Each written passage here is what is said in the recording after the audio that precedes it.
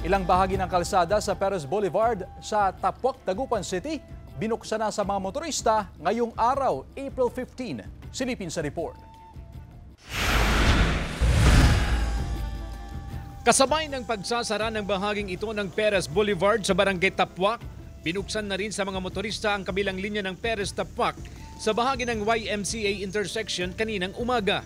Yung nanggagaling po ng Tapuac is dire-diretso na po sila, hindi na po sila dadaan sa may baba para po hindi po magkasalubong yung nanggagaling sa may Burgos Extension.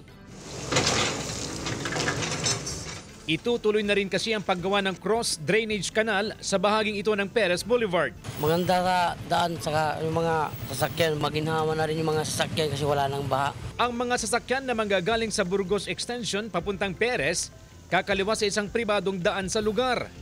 Napakiusapan naman daw ang may-ari ng lupa ayon sa poso. Samantala, bagamat hindi raw inaasahan ang mabigat na daloy ng trapiko sa Huwebes at Biyernes Santo, full force pa rin daw ang mga traffic enforcer upang umalalay sa mga motorista at iba pang bisita.